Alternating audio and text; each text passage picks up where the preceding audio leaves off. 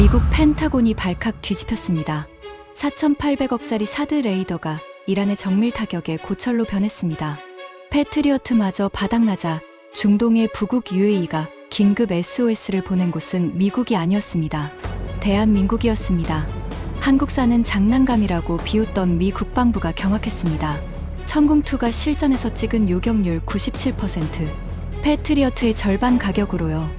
그 충격적인 역전의 전말을 지금 공개합니다. 시작하기 전 구독과 좋아요, 그리고 대한민국 화이팅 댓글로 한국을 응원해주세요. 펜타곤 지하 2층 합동작전센터의 대형 스크린이 빨갛게 물들었습니다. 중동 전역에 배치된 미군 자산의 상태를 실시간으로 보여주는 그 화면에서 요르단, 무아카르 기지를 나타내는 점 하나가 검은색으로 바뀌었습니다. 사드 포대 상태 표시가 순식간에 작전 불능으로 전환된 것입니다. 새벽 3시 17분이었습니다. 저는 커피잔을 내려놓다가 그만 손에서 미끄러뜨렸습니다. 뜨거운 커피가 바지 위로 쏟아졌지만 느끼지 못했습니다. 화면에서 눈을 뗄 수가 없었으니까요. 하지만 진짜 충격은 따로 있었습니다. 시작하기 전에 구독과 좋아요, 그리고 대한민국 만세 댓글로 한국을 응원해주세요. 저는 랜달 모건입니다. 미 국방부 방위사업 차관실에서 30년을 일했습니다. 정확히 말하면 미국이 만든 방공 무기를 전 세계에 파는 일을 해왔죠. 패트리어트, 사드 이지스, 이 이름들은 제 인생 그 자체였습니다. 저는 이 무기들을 중동의 왕실에, 유럽의 국방장관에게, 아시아의 군 참모총장에게 팔았습니다. 30년간 제 손을 거쳐 성사된 방공체계 수출 계약만 380억 달러, 우리 돈으로 약 50조 원이 넘습니다. 그런 제가 그날 밤생에 처음으로 두 손이 떨리는 것을 느꼈습니다. 사드 레이더 완파, 그 네 글자가 화면 위에 떴을 때 합동작전센터에 있던 32명의 장교와 분석관 중 아무도 입을 열지 못했습니다. 숨소리조차 들리지 않았습니다. 에어컨이 돌아가는 우웅거리는 소리만이 그 침묵을 채웠습니다.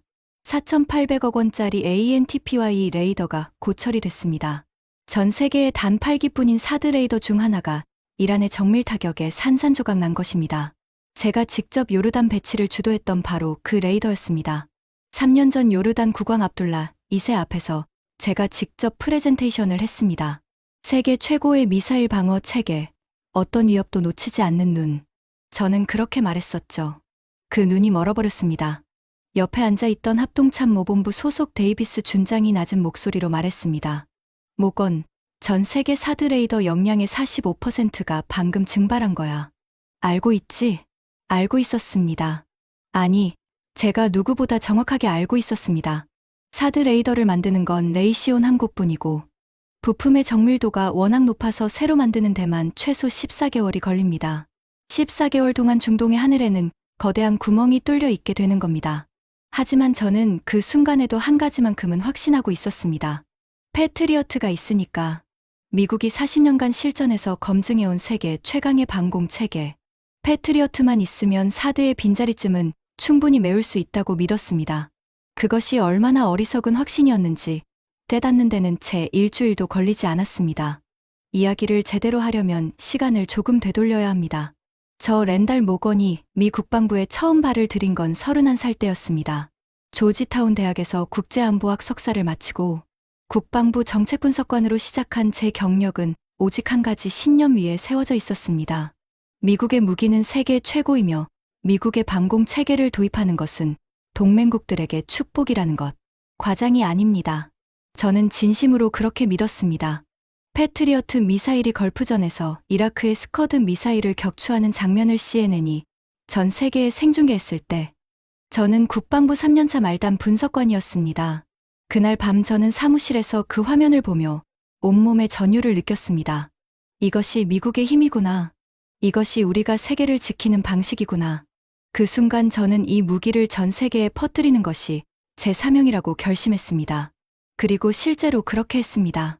사우디아라비아의 패트리어트 8개 포대를 판매한 150억 달러짜리 계약, UAE의 사드 레이더 배치를 설득한 비밀 협상, 카타르의 조기 경보 레이더 현대화 사업, 이 모든 것에 제 이름이 들어가 있습니다. 펜타곤 안에서 저를 모르는 사람은 없었고 중동의 국방장관들은 저를 미스터 패트리어트라고 불렀습니다. 그런 제게 한국이라는 나라는 고마운 고객이었습니다. 좋은 고객이라고 해야 할까요? 한국은 미국에서 패트리어트를 사갔고 F-16을 사갔고 이지스 전투 체계를 라이선스 받아갔습니다. 성주에 사드를 배치할 때도 제가 한국 측 협의에 간접적으로 관여했었죠. 한국은 미국 무기의 소비자였습니다. 좋은 소비자. 그것이 제가 한국에 대해 가지고 있던 이미지의 전부였습니다. 그래서 4년 전 UAE가 한국에 천공투를 도입한다는 소식을 들었을 때 저는 콧방귀를 꼈습니다. 솔직하게 말하겠습니다. 저는 그때 국방부 내부 회의에서 이렇게 말했습니다. 한국산 방공 체계라고요? 그건 패트리어트를 흉내낸 아시아산 복제품입니다. UAE가 저걸 실전에 투입하는 날엔 큰 사고가 날 겁니다. 회의실에 있던 사람들이 웃었습니다. 다들 같은 생각이었으니까요. 같은 회의에 참석해 있던 국방부 국제협력 담당 부차관보 제임스 브래들리는 더 노골적이었습니다. 브래들리는 제 동기이자 30년 직이었는데 입이 거칠기로 유명한 사람이었죠. 한국이 만든 미사일로 자기 나라 하늘을 지키겠다고? 뭐 그건 한국의 선택이니 존중하지. 하지만 그 장난감을 우리 동맹국인 UAE에 파는 건 다른 문제야. 저게 실전에서 작동이나 할까? 한 발에 겨우 28억 원짜리 미사일이 400만 달러짜리. 패트리어트와 같은 성능을 낸다고? 세상에 그런 공짜 점심은 없어. 브래들리의 말에 고개를 끄덕이지 않는 사람은 한 명도 없었습니다. 저도 마찬가지였습니다. 아니, 저는 고개를 끄덕이는 정도가 아니라 적극적으로 동조했습니다. 사실 저는 UAE의 천공투 도입을 저지하려고 시도한 적이 있습니다. UAE 국방부 차관을 만나 넌지시 말했죠. 각하, 한국산 체계의 실전 데이터가 있으니까. 미국 방공 체계는 40년간 실전에서 검증됐습니다. 하지만 한국산은 단 한 번도 실전 요격을 해본 적이 없습니다. 각하, 국민의 생명을 검증되지 않은 장비에 맡기시겠습니까? UAE 차관은 미소만 지었습니다. 그리고 조용히 말했습니다. 모건 차관, 우리는 이미 결정했습니다. 5조 원어치를 계약했습니다. 저는 속으로 비웃었습니다. 그 5조 원이 얼마나 비싼 수업료가 될지 두고 보라고 생각했습니다. 그것이 제 인생 최대의 오판이었습니다. 전쟁은 예고 없이 시작되었습니다. 미국과 이스라엘 연합군이 이란 본토를 동시다발로 타격한 첫날 펜타곤의 분위기는 축제에 가까웠습니다. B-1B 랜서 초음속 폭격기가 텍사스에서 출격해 34시간 논스톱으로 날아가 이란 내륙의 미사일 기지를 초토화했습니다. 한 대에 3조 원이 넘는 B-2 스피릿. 스텔스 폭격기는 어떤 레이더에도 잡히지 않은 채 이란의 심장부에 벙커버스터를 꽂아 넣었죠. 12시간 만에 이란의 핵심 군사 시설 대부분이 잿더미로 변했습니다. 저는 합동작전센터에서 실시간으로 그 화면을 지켜봤습니다. 솔직히 가슴이 뛰었습니다. 이것이 미국의 힘이다. 세계 최강의 군사력. 며칠이면 끝날 거라고 생각했습니다. 하지만 이란은 미국이 예상한 것과 전혀 다른 방식으로 맞섰습니다. 정규군이 괴멸적 타격을 받자마자 이란 혁명수비대는 수년간 준비해둔 보복작전을 가동시켰습니다. 이란 전역의 산악지대 깊숙이 숨겨둔 이동식 발사대에서 탄도, 미사일과 자폭 드론이 동시에 쏟아져 나왔습니다.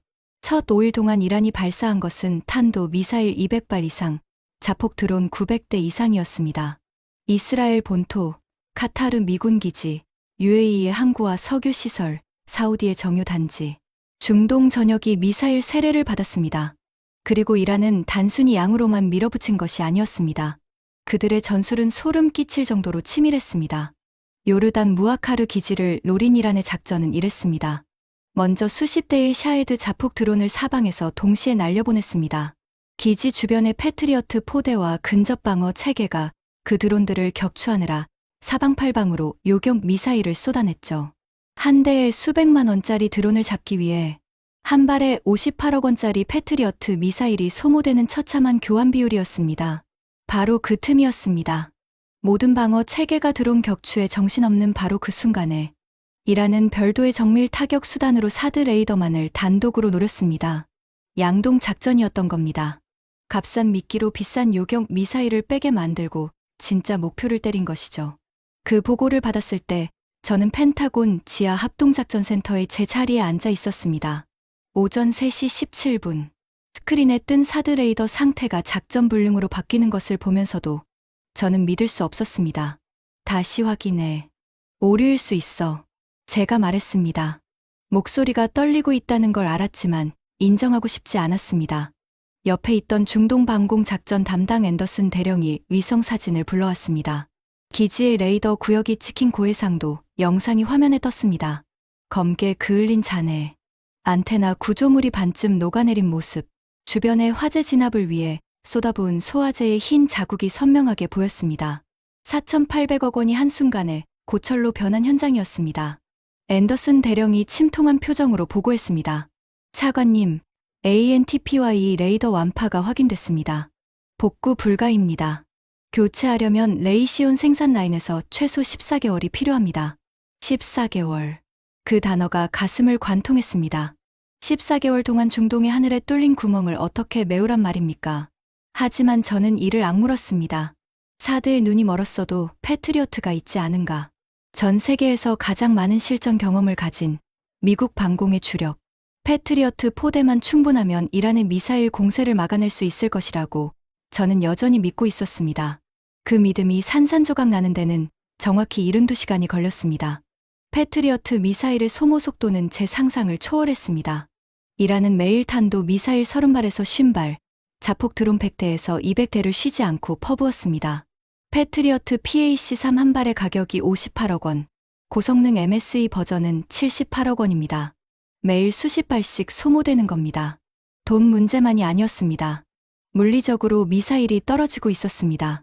재고가 바닥을 드러내기 시작한 겁니다. 사흘째 되는 날 밤 레이시온 사장에게서 전화가 왔습니다. 저는 그 전화를 받고 생애 처음으로 다리에 힘이 풀리는 것을 느꼈습니다. 모건, 솔직하게 말할게. 현재 생산 라인은 연간 최대 550발이야. 지금 중동에서 소모되는 속도로는 2달을 못 버텨. 증산하려면 최소 18개월이 필요하고 연간 550발. 전장에서는 일주일에 200발 넘게 사라지고 있었습니다. 계산이 맞지 않았습니다. 그 어떤 계산을 해봐도 답이 나오지 않았습니다. 다음 날 아침 국방장관 직통 긴급 브리핑이 열렸습니다. 장관 집무실에 들어섰을 때 이미 합참의장과 중부사령관이 화상으로 연결되어 있었습니다. 장관의 얼굴은 사흘 만에 신년은 늙어 보였습니다. 모건, 중동 동맹국들에게 추가로 공급할 수 있는 패트리어트 물량이 얼마나 남아있나? 저는 태블릿을 꺼내서 수치를 확인했습니다. 이미 12번은 확인한 숫자였지만 말하기가 싫었습니다. 입안이 바짝 말라 있었습니다. 장관님, 즉시 투입 가능한 예비 재고는 PAC-3 기준 약 340발입니다. 현재 소모 속도로는 열흘치에 불과합니다. 회의실이 얼어붙었습니다. 바로 그때 브래들리가 화상회의로 연결되어 끼어들었습니다. 국방부 국제협력 부차관보 제임스 브래들리. 30년 지기 동기이자 저와 함께 미국 방공 체계의 해외 판매를 주도해온 파트너였죠. 결론부터 말하면 보충은 당장 불가능합니다. 제가 오늘 아침에 로키드 마틴 대표이사하고 통화했는데 생산 라인 증설에만 26개월이 걸린답니다. 하지만 걱정할 것 없어요. 미국의 방공 체계는 세계 최고입니다. 이란의 미사일 공세는 머지않아 소진될 겁니다. 우리가 먼저 바닥나진 않을 거예요. 브래들리의 목소리는 자신만만했습니다. 하지만 저는 그의 눈을 봤습니다. 화면 속 그의 눈동자가 미세하게 흔들리고 있었습니다.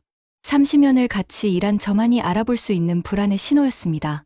그리고 그로부터 48시간 뒤, 제 인생을 송두리째 뒤흔든 전화 한 통이 걸려왔습니다. UAE 국방부 차관으로부터였습니다. 4년 전 제가 한국산 무기의 위험성을 경고했던 바로 그 사람이었습니다. 하지만 그가 전화한 이유는 제 도움을 구하기 위해서가 아니었습니다. 그는 한국에 전화하기 전에 예의상 미국에 먼저 알리는 것이라고 말했습니다.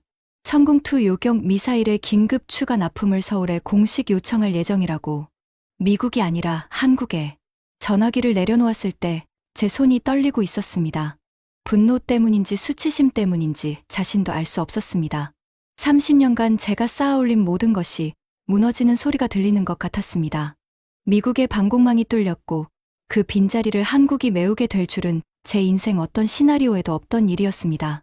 그날 이후 펜타곤 지하 합동작전센터는 잠들지 않는 공간이 되었습니다. 형광등 불빛 아래에서 수십 명의 분석관과 장교들이 교대 없이 모니터를 지켜봤습니다. 커피 냄새와 땀 냄새가 뒤섞인 공기가 답답했지만 창문을 열 수 있는 곳이 아니었습니다. 지하 2층이었으니까요. 사드 레이더 완파의 후폭풍은 제가 예상한 것보다 훨씬 심각했습니다. 요르단 무아카르 기지에서 ANTPY 레이더가 파괴된 것은 단순히 장비 하나가 부서진 게 아니었습니다. 사드 체계의 본질을 아는 사람이라면 그 의미를 단번에 이해할 겁니다. ANTPY 레이더는 사드의 두뇌이자 눈입니다. X밴드 주파수를 사용하는 이 레이더는 수천 킬로미터 밖에서 날아오는 탄도, 미사일의 궤적을 실시간으로 추적하고 요격 미사일의 정확한 유도 데이터를 전송합니다. 이것이 없으면 사드의 요격 미사일은 눈먼 화살과 다를 바가 없습니다. 전 세계에 배치된 사드 레이더는 총 8기뿐입니다. 그중 하나가 고철이 됐으니 전 세계 사드 방어 역량의 45%가 하루아침에 증발한 것과 마찬가지였습니다. 왜 하나가 부서졌는데 45%냐고요? 사드 레이더는 단독으로 작동하는 게 아닙니다. 서로 데이터를 공유하면서 하나의 네트워크를 형성합니다. 네트워크의 핵심 노드 하나가 무너지면 전체 방어망에 연쇄적인 구멍이 뚫리는 겁니다. 이 사태의 심각성을 세계에 처음으로 알린 것은 국방부에서 28년간 미사일 방어 분야를 분석해온 은퇴 전문가의 인터뷰였습니다. 그는 미국 언론에 나와서 이렇게 말했습니다. 이것은 단순히 장비 하나가 망가진 수준이 아닙니다. 사드 레이더의 부품 정밀도와 제조 공정은 극도로 복잡해서 급히 만들어낼 수 있는 물건이 절대 아닙니다. 세계 미사일 방어 체계에 심각한 공백이 생긴 겁니다.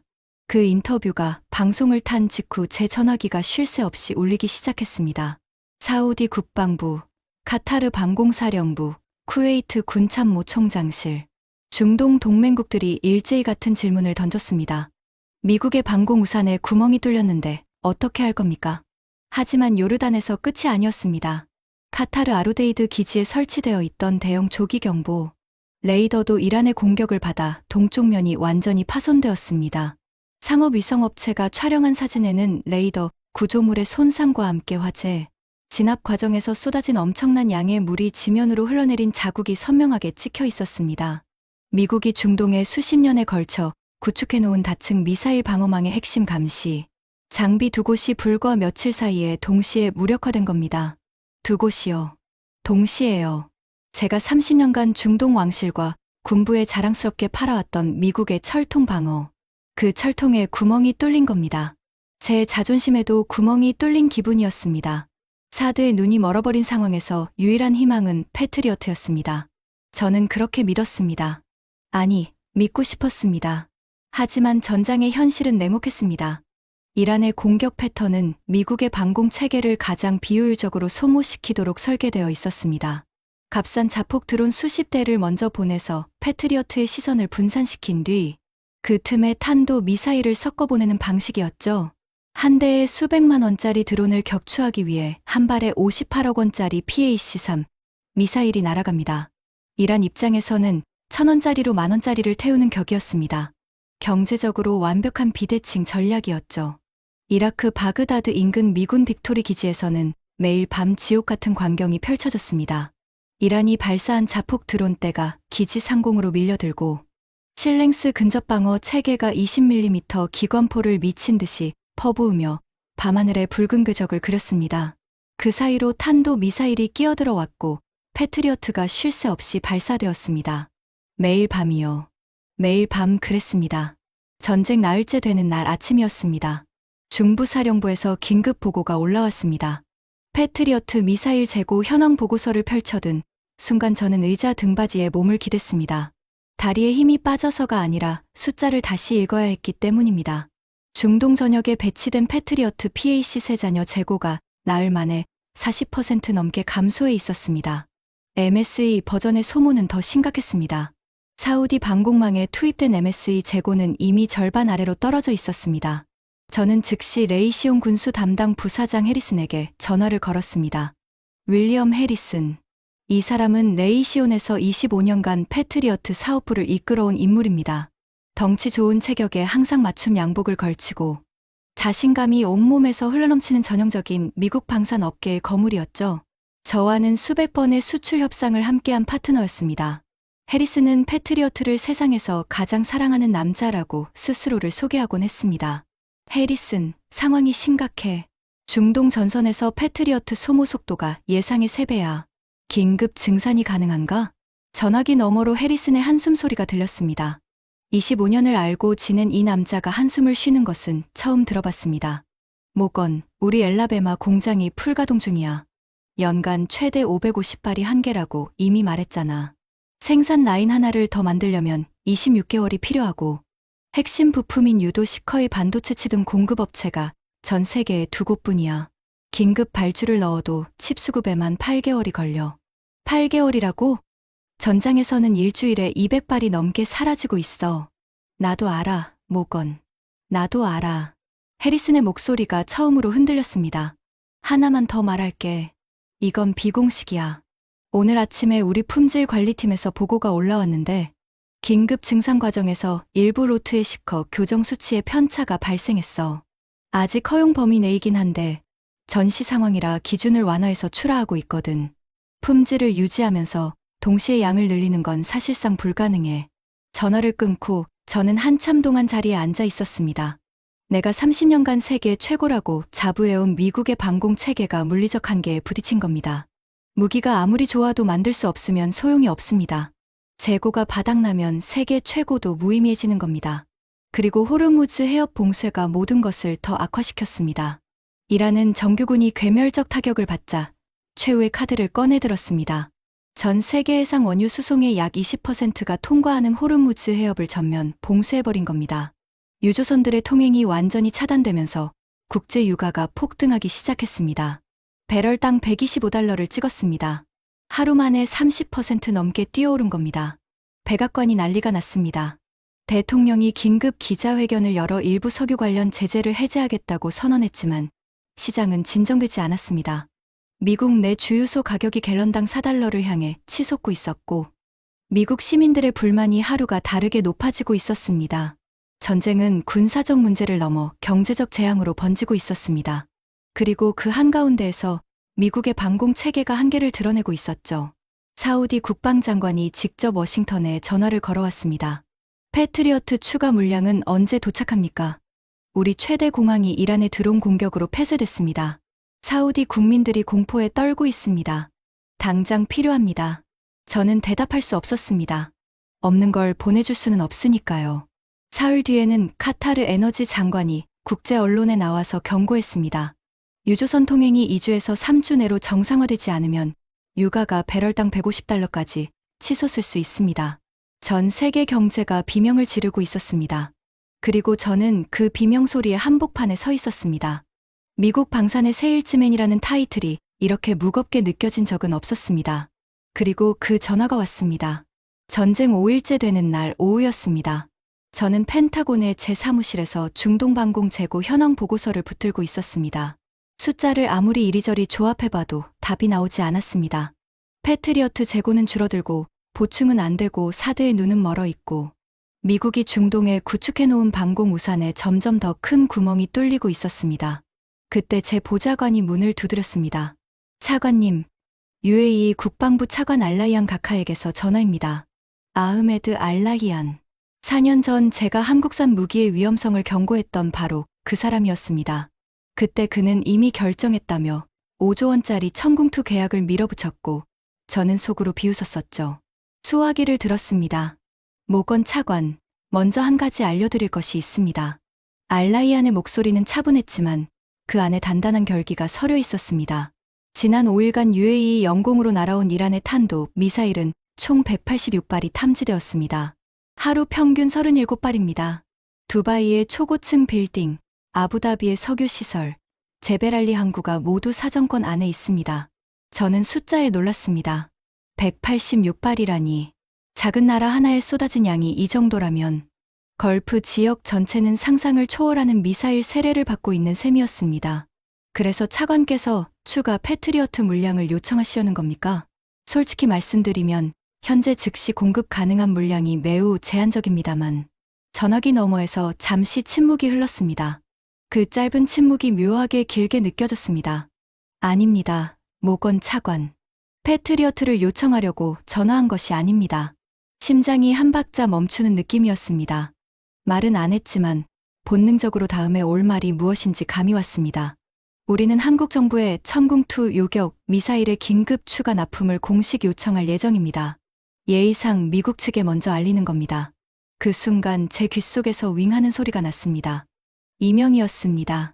30년 군 관련 업무를 하면서 사격장에서 청력이 조금 손상된 적이 있는데 극심한 스트레스를 받으면 가끔 이명이 돌아왔습니다. 그날은 유난히 심했습니다. 잠깐만요. 알라이안 각하. 한국산 체계만으로 이란의 대규모 미사일 공세를 감당하실 수 있다고 생각하십니까? 천궁2는 실전 경험이 거의 없는 체계입니다. 이 상황에서 검증되지 않은 무기에 국민의 생명을 맡기시는 건 제 말이 채 끝나기도 전에 알라이안이 끊었습니다. 아니, 끄는 게 아니라 제 말을 잘랐습니다. 모건 차관, 한 가지만 말씀드리겠습니다. 그의 목소리가 달라져 있었습니다. 차분함은 유지하고 있었지만 그 안에 강철 같은 무게가 실려 있었습니다. 지난 5일간 UAE의 하늘을 실제로 지킨 것이 무엇이었는지 아십니까? 패트리어트가 아니었습니다. 천궁2입니다. 이미 배치되어 있던 천궁2 포대 2기가 5일 동안 60발 이상을 발사했고 그중 97%를 격추했습니다. 97%입니다. 모건 차관. 패트리어트의 절반 가격으로요. 97%. 그 숫자가 전화기를 통해 귀에 꽂혔을 때 저는 처음에 잘못 들은 줄 알았습니다. 죄송합니다, 각하. 지금 몇 퍼센트라고 하셨습니까? 97%입니다. 이것은 우리 공군 방공사령부가 실시간으로 집계한 실전 데이터입니다. 시험 사격장에서 나온 숫자가 아닙니다. 이란의 탄도 미사일과 순항 미사일이 실제로 우리 국민의 머리 위로 날아오는 상황에서 기록된 수치입니다. 전화를 끊은 뒤 저는 한참 동안 수화기를 내려놓지 못했습니다. 보좌관이 문 밖에서 다음 일정을 알려주는 소리가 들렸지만 귀에 들어오지 않았습니다. 97%. 그게 사실이라면 세계 방산 역사를 다시 써야 하는 숫자였습니다. 패트리어트 PAC-3의 시험장 요격률이 높은 것은 사실이지만 실전에서는 다양한 변수가 작용합니다. 적이 양동 작전을 펼치거나 포화 공격을 가하는 상황에서 요격률은 크게 떨어질 수 있습니다. UAE 전체 방공 체계의 종합 요격률이 약 88%로 보고된 것을 감안하면 천궁2의 97%는 배치된 모든 방공 체계 중 최상위 성적을 기록한 것이었습니다. 절반 가격의 한국산 미사일이 미국산보다 높은 요격률을 실전에서 기록했다. 이 한 문장이 의미하는 것이 무엇인지 저는 30년 경력의 방산 전문가로서 너무나 잘 알고 있었습니다. 이건 단순히 무기 하나가 잘 작동한 것이 아닙니다. 미국이 40년간 독점해온 중동 방공 시장의 기반이 흔들리고 있다는 뜻이었습니다. 저는 의자에 등을 기대고 천장을 올려다봤습니다. 형광등 불빛이 눈에 아렸습니다. 내가 30년간 뭘 한 거지? 그 질문이 머릿속에서 맴돌기 시작했습니다. 저는 확인해야 했습니다. 알라이안의 말만 믿을 수는 없었습니다. 아니, 솔직히 말하면 믿고 싶지 않았습니다. 어딘가에 오류가 있을 거라고, 집계 방식에 문제가 있을 거라고, 뭔가 부풀려진 숫자일 거라고 생각했습니다. 다음 날 아침 저는 펜타곤 내 미사일 방어청 실전 분석팀에 긴급 요청을 넣었습니다. UAE에 배치된 천궁2의 실전 교전 데이터를 독립적으로 확인해달라고요. 미국이 걸프 지역에 운용하고 있는 정찰 위성과 전자전 자산이 있으니 조차 검증이 가능했습니다. 분석 결과가 나오기까지 이틀이 걸렸습니다. 그 이틀이 2년처럼 느껴졌습니다. 결과를 가지고 찾아온 것은 미사일 방어청의 실전 분석팀장 로버트 첸이었습니다. 대만계 미국인으로 MIT에서 항공우주공학 박사를 받은 수재였죠. 이 사람은 감정이 얼굴에 드러나지 않는 것으로 유명한 인물인데 제 사무실 문을 열고 들어왔을 때 그의 표정이 평소와 달랐습니다. 놀라움, 그리고 약간의 경외. 차관님, 앉으시는 게 좋겠습니다. 저는 이미 앉아 있었습니다. 하지만 첸의 표정을 보는 순간 등줄기에 찬 기운이 흘렀습니다. 결론부터 말씀드리겠습니다. UAE 측 발표가 사실입니다. 아니, 정확히 말하면 우리 독립 분석 결과는 UAE 발표보다 약간 더 높습니다. 뭐라고? 천궁2 포대 2기가 5일간 발사한 요격 미사일은 총 62발입니다. 그중 60발이 목표물을 격추했습니다. 요격률 96.8%입니다. 반올림하면 97%가 맞습니다. 첸이 태블릿을 꺼내서 데이터를 보여줬습니다. 교전 시간, 발사 탄수, 요격 성공과 실패, 목표물 유형까지 상세하게 정리되어 있었습니다. 특히 주목할 점은 이것입니다. 첸이 화면을 넘겼습니다. 이란이 탄도 미사일과 순항 미사일, 자폭 드론을 동시에 발사하는 복합포와 공격 상황에서 이 요격률이 나왔습니다. 시험장의 단일 표적 요격이 아니라 실전의 다중 위협 환경에서요. 이건 상당히 인상적인 수준입니다. 저는 태블릿을 받아들었습니다. 손이 미세하게 떨리고 있었습니다. 숫자를 하나하나 읽어 내려갔습니다. 첸, 솔직하게 물어볼게. 패트리어트 PAC-3과 같은 조건에서 이 정도 요격률을 낼 수 있나? 첸이 잠시 망설였습니다. 그는 미 국방부 소속 공무원이었고 미국산 무기에 대해 부정적인 평가를 내리는 것은 경력에 좋지 않은 일이었으니까요. 차관님, 패트리어트 PAC-3는 훌륭한 체계입니다.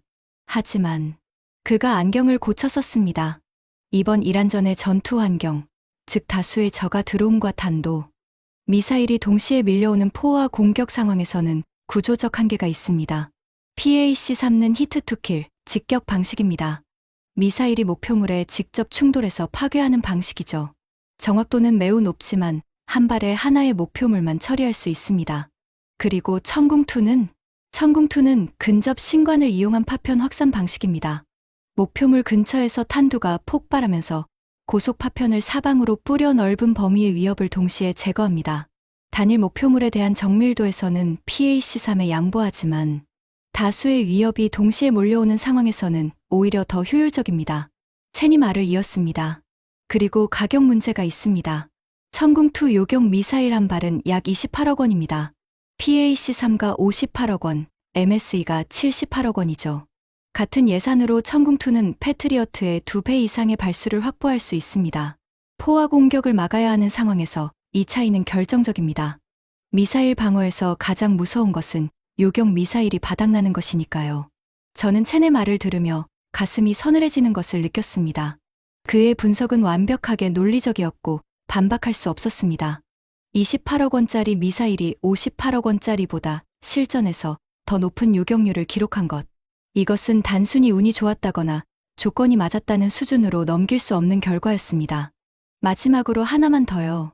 첸이 추가 자료를 보여줬습니다. 천궁2의 발사 방식도 주목해야 합니다. 패트리어트는 핫 런칭 방식으로 발사관 안에서 추진체가 점화되어 미사일이 날아갑니다. 반면 천궁2는 콜드 런칭 방식을 사용합니다. 미사일이 먼저 발사관 밖으로 사출된 뒤 공중에서 추진체가 점화되죠. 그게 왜 중요한가? 발사대의 열 손상이 줄어들어서 재장전 시간이 단축됩니다. 그리고 발사 순간에 열 신호가 적어서 발사 위치가 노출될 위험이 낮아지죠. 이란이 발사 화염을 탐지해서 보복 타격을 가하는 전술을 쓰고 있는 현재 전장에서 이것은 생존성 면에서 상당한 이점입니다. 첸이 나간 뒤 저는 사무실 문을 잠갔습니다. 아무도 만나고 싶지 않았습니다. 30년간 미국 무기가 최고라고 믿어왔습니다. 그리고 그것을 세계에 설파하는 것이 제 직업이었습니다. 그런데 지금 미국 국방부 자체의 분석팀이 한국산 무기가 실전에서 미국산보다 나은 성적을 냈다고 저에게 보고하고 있습니다. 창밖으로 워싱턴의 하늘이 보였습니다. 맑은 하늘이었습니다. 이 평화로운 하늘 아래서 저는 지구 반대편에서 벌어지고 있는 일의 의미를 곱씹었습니다. 한국산이 미국산보다 낫다. 이 한 줄의 사실이 제 30년 커리어 전체를 부정하는 것 같았습니다. 더 큰 충격은 그 다음에 왔습니다. UAE의 천궁2 긴급 추가 납품 요청이 한국 정부에 공식적으로 전달된 뒤 상황이 놀라운 속도로 진행되었습니다. 저는 그 과정을 실시간으로 지켜볼 수밖에 없었습니다. 미국 국방부의 방위사업 차관이라는 직함은 세계 방산 시장에서 엄청난 정보력을 갖고 있으니까요. 감시할 수는 있었습니다. 하지만 멈출 수는 없었습니다. 한국의 움직임은 놀랍도록 빨랐습니다. UAE의 요청을 받은 한국 방위사업청이 긴급 대응팀을 구성하는데 걸린 시간은 채 반나절이 되지 않았습니다. 미국이었으면 어떠했을까요? 저는 미국 관료제의 속도를 30년간 경험해왔습니다. 동맹국의 긴급 무기 지원 요청이 들어오면 국방부 검토, 국무부 수출 허가, 의회 통보 절차를 거쳐야 합니다. 아무리 빨라도 2주에서 한 달은 걸립니다. 긴급 상황이 아닌 경우에는 석 달에서 반년도 흔합니다. 한국은 48시간 만에 추가 요격 미사일 30기의 출하 준비를 완료했습니다. 48시간. 이틀입니다. 이 정보를 접했을 때 저는 처음에 오보라고 생각했습니다. 정밀 유도 무기를 이틀 만에 포장해서 보낸다고. 그건 택배를 보내는 것과는 차원이 다른 문제입니다. 요격 미사일은 정밀한 전자 장비와 추진체가 탑재된 무기입니다. 운송 과정에서 온도, 습도, 충격을 모두 통제해야 합니다. 게다가 전쟁이 벌어지고 있는 지역으로 보내는 것이니 수송 경로의 안전까지 확보해야 합니다. 하지만 사실이었습니다. LI-GNX-1의 기술진이 72시간 교대 없이 출하 준비를 했다는 보고가 들어왔습니다.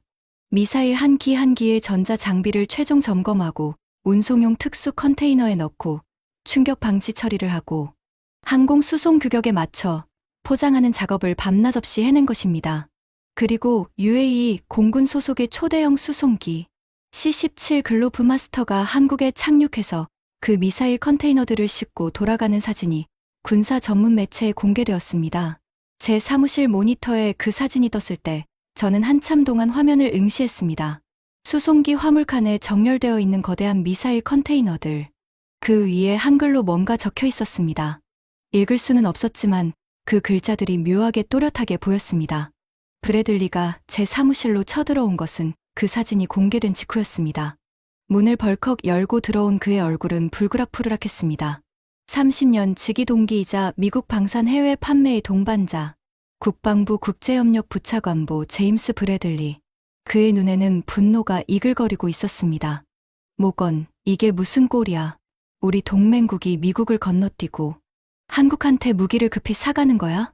이게 말이 돼? 저는 아무 말도 하지 않았습니다. 할 말이 없었으니까요. 브래들리가 제 책상을 손바닥으로 내리쳤습니다. 내가 분명히 말했잖아. 한국사는 장난감이라고. 실전에서 통할 리가 없다고. 그런데 UAE가 저 장난감을 긴급으로 공수해가고 있어. 미국이 체면이 뭐가 되는 거야? 브래들리, 장난감이 아니야. 제 입에서 그 말이 나왔을 때 저 스스로도 놀랐습니다.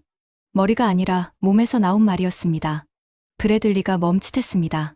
30년간 같은 편이었던 제가 처음으로 다른 소리를 했으니까요. 뭐라고? 장난감이 아니라고 했어. 미사일 방어청 분석팀이 독립적으로 확인했어. 천궁2의 실전 요격률 97%. 우리 PAC-3보다 높아. 가격은 절반이고. 브래들리의 표정이 얼어붙었습니다. 그러더니 코웃음을 쳤습니다. 97%. 한국이 자기네 의회에 보고한 숫자를 그대로 믿는 거야? 모건, 정신 차려. 그건 정치적 숫자야. 실전 데이터가 아니라 자기네 홍보용 숫자라고. 우리 분석팀이 교차 검증했어. 위성 데이터, 전자전 자산 수집 정보, 현지 연락 장교 보고까지 대조한 결과야. 96.8%. 반올림하면 97%가 맞아. 브래들리의 얼굴에서 핏기가 빠져나갔습니다. 그는 천천히 의자에 앉았습니다. 잠시 침묵이 흘렀습니다. 에어컨 소리만 윙윙거렸습니다. 그래서 어쩌자고? 브래들리의 목소리가 한 톤 낮아져 있었습니다. 분노가 사라지고 그 자리를 불안이 채우고 있었습니다. 어쩌긴. 사실을 인정하자고. 사실을 인정하면 우리가 30년간 해온 게 뭐가 되는 건데? 그 질문에 저는 대답할 수 없었습니다. 왜냐하면 저도 같은 질문을 스스로에게 하고 있었으니까요. 그날 오후 더 충격적인 보고가 줄줄이 올라왔습니다. 첫째, 사우디아라비아가 천궁2 추가 물량을 문의했다는 정보. 사우디는 이미 한국산 방공 체계를 일부 운용 중이었지만 이란전의 실전 데이터를 보고 대규모 추가 도입을 검토하기 시작한 것입니다. 둘째, 카타르 국방부가 한국 방산 업체에 긴급 연락을 취했다는 정보. 방공 체계뿐 아니라 요격 드론까지 문의했다고 합니다. 셋째, 쿠웨이트 군 참모총장실에서 한국 국방무관에게 비공식 면담을 요청했다는 정보. 넷째, 그리고 이것이 가장 충격적이었는데 이스라엘의 방공 전문가가 국제군사 학회에서 천궁2의 실전 성능에 대해 긍정적인 평가를 공개적으로 내놓았다는 것이었습니다. 이스라엘이요. 세계에서 가장 실전 경험이 풍부한 방공 전문가 집단. 아이언돔과 데이비드 슬링과 에로우 체계를 운용하면서 수천 발의 로켓과 미사일을 실전에서 막아본 나라. 그 나라의 전문가가 한국산 방공 체계를 인정한 겁니다. 저는 머리를 감싸쥐었습니다. 한 나라가 인정한 것이 아니었습니다. 중동 전체가 동시에 한국산으로 눈을 돌리고 있었습니다. 미국이 수십 년간 독점해온 중동 방공 시장에서 지각 변동이 시작되고 있었습니다. 그리고 그날 밤 한국 방산주 시장에서 대란이 벌어졌습니다. LI-GNX-1 주가가 폭등했습니다. 한화에어로스페이스, 한국항공우주산업 등 방산 관련주가 줄줄이 상한가를 기록했습니다. 투자자들은 천궁2의 실전 성공이 대규모 추가 수출로 이어질 것이라는 기대에 열광하고 있었습니다. 해리슨에게서 전화가 왔습니다. 레이시온 부사장. 평소 자신감이 넘치던 그의 목소리가 초조하게 떨리고 있었습니다. 모건, 한국발 뉴스 때문에 우리 주가도 영향받고 있어. 투자자들이 물어봐. 패트리어트가 한국산한테 밀리는 거 아니냐고. 뭐라고 대답해야 해? 사실대로 말해. 사실대로. 뭘? 한국이 실전에서 97%를 찍었다고. 우리는 재고가 바닥나서 동맹국한테 줄 미사일도 없다고. 사실대로 말해, 해리슨. 전화기 너머에서 해리슨의 거친 숨소리가 들렸습니다. 그러더니 끊어버렸습니다. 자존심이 허락하지 않았겠죠. 저도 같은 기분이었으니까 이해합니다. 하지만 자존심으로는 미사일을 만들 수 없습니다. 자존심으로는 동맹국의 하늘을 지킬 수 없습니다. 미국이 재고 부족과 생산 능력의 한계에 발이 묶여 있는 동안 한국은 48시간 만에 요격 미사일을 포장해서 전장으로 보내고 있었습니다. 속도, 가격, 성능, 이 세 가지에서 모두 밀리고 있었습니다. 그날 밤 저는 펜타곤을 나서지 못했습니다. 사무실 소파에 누워 천장을 바라보며 30년 전을 떠올렸습니다. 조지타운 대학을 졸업하고 국방부에 첫 출근하던 날. 미국의 무기가 세계를 지킨다는 순수한 믿음으로 가슴이 뜨겁던 그날. 그 믿음이 틀린 건 아니었습니다. 다만 미국만이 세계를 지킬 수 있다는 전제가 틀렸을 뿐입니다. 그리고 미국이 자만에 빠져 있는 동안 지구 반대편의 작은 나라가 조용히, 그러나 확실하게 미국을 따라잡고 있었다는 것을 저는 너무 늦게 알아차렸을 뿐입니다. 천궁2가 97%를 찍은 그 밤, 중동의 하늘 위에서 세계 방산의 판도가 바뀌기 시작했습니다. 그리고 그것은 시작에 불과했습니다. 이 한국산 방공 체계의 성공이 얼마나 거대한 파장을 일으키게 될지 저는 아직 모르고 있었습니다. 천궁2는 중동만의 이야기가 아니었습니다. 유럽의 전장에서 미국의 하이마스가 독점하던 시장을 한국의 또 다른 무기가 잠식하고 있다는 보고가 제 책상 위에 쌓이기 시작한 것은 바로 그 직후였습니다. 천궁2의 충격파가 채 가시기도 전에 또 다른 보고서가 제 책상 위에 올라왔습니다. 유럽 방산 시장 동향 분석 보고서, 국방부 국제협력실에서 올린 기밀 문서였습니다. 저는 첫 페이지를 펼치다가 눈이 멈췄습니다. 손가락으로 한 줄을 짚고 3번을 다시 읽었습니다. 폴란드가 한국의 천무다연장 로켓 체계 도입을 위해 한화에어로스페이스와 5조 8천억 원 규모의 실행 계약을 체결했다. 5조 8천억 원. 그것도 폴란드입니다. 나토 회원국이요. 미국의 핵심 동맹국이요. 바로 옆에 러시아를 두고 있는 유럽 안보의 최전선이요. 그 나라가 미국의 하이마스를 사지 않고 한국의 천무를 선택했다는 겁니다. 하이마스는 제가 자부심을 갖고 있던 또 하나의 미국산 무기였습니다. 우크라이나 전쟁에서 러시아군 지휘소와 탄약고를 정밀 타격하며 전세를 뒤집은 영웅. 전 세계 군사 전문가들이 게임 체인저라고 극찬한 무기. 각국 군 관계자들이 줄을 서서 구매를 요청했고, 미국 방산업계는 주문을 감당하지 못해 납기가 수년씩 밀리는 상황이었습니다. 바로 그 납기 문제가 한국에게 문을 열어준 것이었습니다. 보고서를 더 읽어 내려갔습니다. 심장이 점점 빠르게 뛰기 시작했습니다. 폴란드는 단순히 천무 발사대를 사는데 그치지 않았습니다. 한화에어로스페이스와 합작으로 폴란드 현지에 로켓 생산 공장을 짓기로 했습니다. 정밀 유도 로켓 1만 발 이상을 폴란드 땅에서 만들겠다는 겁니다. 완제품 수입이 아니라 생산 기반 자체를 한국과 공유하겠다는 전략적 결단이었습니다. 1만 발이요. 폴란드 공장에서 한국 기술로 만든 로켓 1만 발이 쏟아져 나오는 겁니다. 페이지를 넘겼습니다. 노르웨이. 2조 9천억 원 규모 계약. 미국의 하이마스와 유럽의 경쟁 체계를 모두 제치고 한국의 천무를 최종 선택. 노르웨이가요. 북해의 석유 부국이자 나토 창립. 회원국인 노르웨이가 미국산과 유럽산을 모두 물리치고 한국산을 골랐다는 겁니다. 에스토니아. 이미 미국산 하이마스 6문을 보유하고 있었지만 화력이 부족하다며 한국산 천무를 추가 구매하기로 결정. 미국산으로 부족한 전력을 한국산으로 메운다. 나토 회원국이. 이것이 현실이 된 겁니다. 보고서의 마지막 페이지에는 분석관의 의견이 적혀 있었습니다. 미국 다연장 로켓 시장의 구조적 공급 부족, 유럽 자체 개발에 실패. 한국산 체계의 가격 경쟁력과 빠른 납기가 복합적으로 작용하여 유럽 시장에서 한국 방산의 점유율이 급속히 확대되고 있음.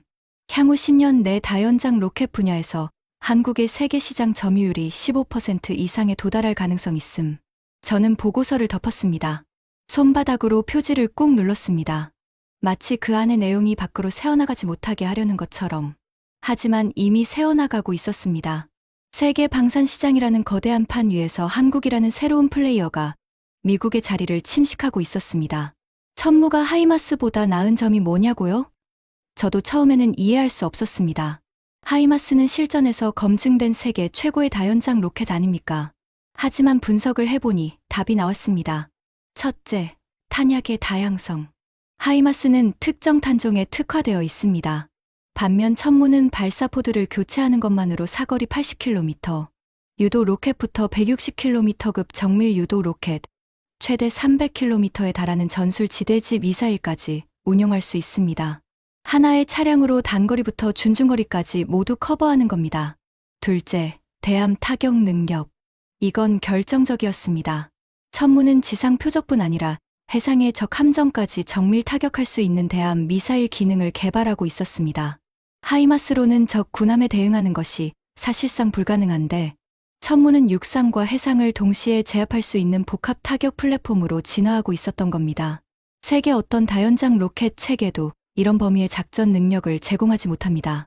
셋째, 가격과 납기. 미국 방산업계의 고질적인 문제인 긴 납기와 높은 가격을 한국은 정면으로 파고들었습니다. 빠른 생산, 합리적 가격, 그리고 현지 생산까지 제한하는 유연한 비즈니스 모델. 보고서를 읽고 난 뒤 저는 한 가지 사실을 인정하지 않을 수 없었습니다. 천무는 하이마스의 대안이 아니었습니다. 어떤 영역에서는 하이마스를 넘어서는 독자적인 무기 체계였습니다. 그리고 그 사실이 미국 의회에도 알려지기까지는 오래 걸리지 않았습니다. 전쟁이 시작된 지 2주째 되는 날 저는 상원 군사위원회에 출석했습니다. 중동 반공 상황에 대한 긴급 청문회였습니다. 위원장석에 앉은 의원의 첫 질문이 비수처럼 날아왔습니다. 모건 차관, 미국이 40년간 세계 최고라고 자부해온 반공 체계가 이란의 공격에 뚫렸습니다. 사드 레이더가 파괴됐고 패트리어트 재고는 바닥났습니다. 그리고 그 빈자리를 한국산 무기가 메우고 있습니다. 왜 이 지경이 됐습니까? 청문회장이 조용해졌습니다. 카메라 셔터 소리만 찰칵찰칵 울렸습니다. 저는 마이크 앞에 앉아서 물을 한 모금 마셨습니다. 목이 바싹 말라 있었습니다. 의원님, 미국의 반공 체계는 여전히 세계 최고 수준입니다.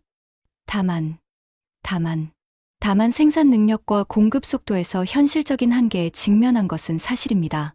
한국은 그 공백을 빠르게 파고든 것이고, 위원이 제 말을 잘랐습니다. 모건 차관, 단도직입적으로 물어보겠습니다. 한국의 천궁2가 실전에서 97%의 요격률을 기록한 것이 사실입니까? 그것은 사실입니다. 패트리어트보다 높은 겁니까? 저는 입술을 깨물었습니다. 30년간 미국 무기를 팔아온 사람으로서 의회 청문회에서 이 질문에 대답하는 것은 제 직업 인생에서 가장 고통스러운 순간이었습니다. 이번 전투 환경에서는 그렇습니다. 웅성거리는 소리가 청문회장을 가득 채웠습니다. 기자석에서 타자를 치는 소리가 빗소리처럼 쏟아졌습니다. 브래들리가 청문회장 뒤쪽에 앉아 있었습니다. 저는 그의 얼굴을 봤습니다. 핏기가 모두 빠져나간 회색빛 얼굴. 30년 지기 동료의 그 표정을 저는 평생 잊지 못할 겁니다. 청문회가 끝난 뒤 저는 펜타곤으로 돌아오지 않았습니다. 운전기사에게 포토맥 강변공원에 내려달라고 했습니다. 3월의 워싱턴은 아직 쌀쌀했습니다. 강바람이 코트 사이로 파고들었지만 개의치 않았습니다. 벤치에 앉아 강물을 바라봤습니다. 해가 지고 있었습니다. 주황빛 하늘이 포토맥 강 위에 반사되어 물 위에 불길이 일렁이는 것 같았습니다. 중동에서는 지금 이 순간에도 진짜 불길이 타오르고 있겠죠. 이란의 미사일이 날아오고 요격 미사일이 쏘아올려지고 그 중에는 한국이 만든 미사일도 있을 겁니다. 4,800억짜리 미국산 레이더가 고철이 된 그 전장에서 28억 원짜리 한국산 미사일이 97%의 정확도로 적의 미사일을 산산조각 내고 있을 겁니다. 주머니에서 휴대폰을 꺼냈습니다. 뉴스 앱을 열었습니다. 한국 방산주가 또 올랐다는 기사, 폴란드 현지 생산 공장 착공 일정이 확정됐다는 기사, 핀란드와 스웨덴이 한국 방산 체계에 관심을 표명했다는 기사. 카네기 평화재단이 한국이 단순한 무기, 수출국에서 신뢰할 수 있는 방산 파트너로 전환하고 있다고 분석한 보고서. 기사를 읽다가 한 대목에서 멈췄습니다. 영국의 군사 전문지가 쓴 분석 기사였습니다. 극초음속 미사일의 발사 지점부터 목표 명중 장면까지 모두 공개한 나라는 러시아와 한국뿐이다. 미국과 중국은 발사 장면만 보여줬을 뿐이다. 러시아와 한국뿐. 미국과 중국도 못한 것을 한국이 해냈다는 뜻이었습니다. 또 다른 기사가 눈에 들어왔습니다. 미국의 랜드 연구소가 발표한 평가. 미사일 기술 강국은 러시아와 한국이 유일하다. 한국이 언제 이렇게 됐을까? 저는 30년간 한국을 미국 무기의 소비자로만 봐왔습니다.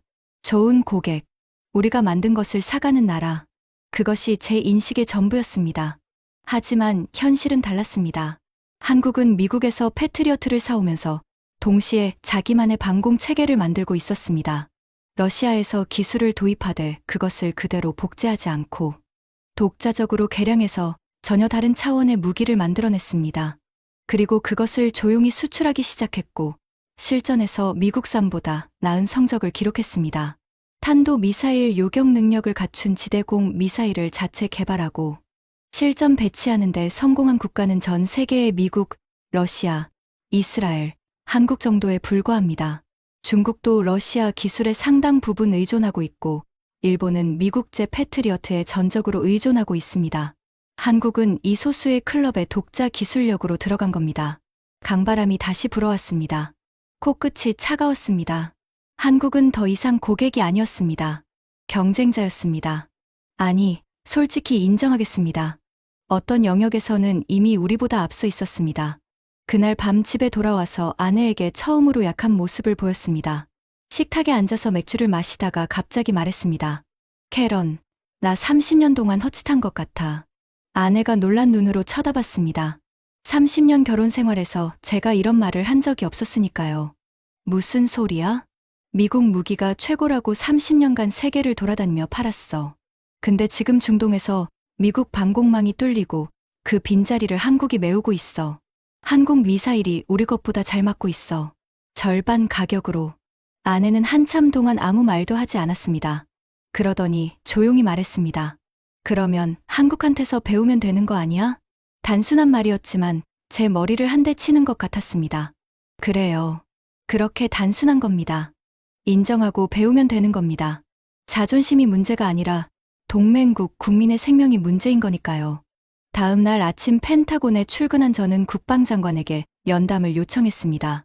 장관 집무실 문을 열고 들어갔을 때 저는 30년 커리어에서 가장 어려운 말을 꺼내야 한다는 것을 알고 있었습니다. 장관님, 한 가지 건의 사항이 있습니다. 말해보게. 한국방위사업청과 긴급협의 채널을 개설해야 합니다. 중동 방공 공백을 메우기 위해서는 한국의 천궁투와 천무 체계에 대한 공동 운용 방안을 논의해야 합니다. 미국산만으로는 현재의 위기를 감당할 수 없습니다. 장관이 저를 빤히 바라봤습니다. 모건, 자네가 30년간 미국 방공 체계의 최고 세일즈맨이었다는 건 나도 안다. 그런 자네 입에서 그 말이 나오다니. 장관님, 저도 제 입에서 이 말이 나올 줄 몰랐습니다.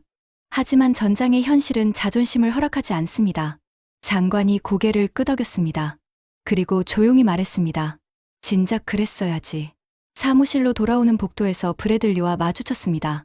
그는 제 얼굴을 보더니 모든 것을 알아챈 것 같았습니다. 아무 말 없이 지나치려는 그의 등에 대고 저는 말했습니다. 브래들리. 그가 멈춰 섰습니다. 뒤돌아보지는 않았습니다. 한국사는 장난감이 아니었어. 우리가 틀렸어. 긴 침묵이 흘렀습니다. 브래들리의 어깨가 미세하게 떨리는 것이 보였습니다. 그러더니 고개를 한번 끄덕이고 복도 끝으로 사라졌습니다. 그것이 30년 지기 동료가 보여준 최소한의 인정이었습니다. 그날 저녁 사무실에서 퇴근 준비를 하다가 창밖을 바라봤습니다. 워싱턴의 밤하늘에 별이 몇 개 보였습니다.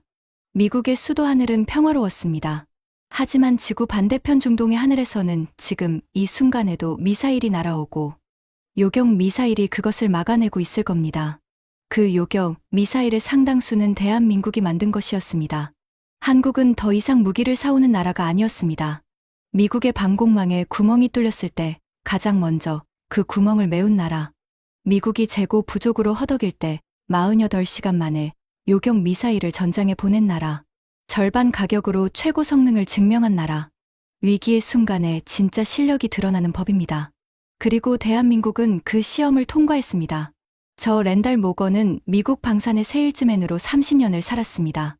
하지만 그 30년의 끝에서 저는 한 가지 진실을 배웠습니다. 최고의 무기는 가장 비싼 무기가 아니라 위기의 순간에 가장 먼저 도착하고 가장 확실하게 작동하는 무기라는 것을. 천궁2의 97%가 그것을 증명했습니다. 천무의 유럽 석권이 그것을 증명했습니다. 그리고 중동의 불타는 하늘 위에서 적의 미사일을 산산조각 낸 그 섬광이 세계 방산의 새로운 시대를 열었습니다. K방산의 시대가 시작되었습니다. 지금까지 미국 국방부 방위사업 차관이 경험한 충격적인 이야기였습니다. 대한민국의 기술력이 세계를 지키고 있다는 이 이야기를 널리 공유해주세요. 작은 자부심이 큰 힘이 됩니다. 구독과 좋아요도 부탁드립니다. 지금까지 감동날다였습니다. 감사합니다.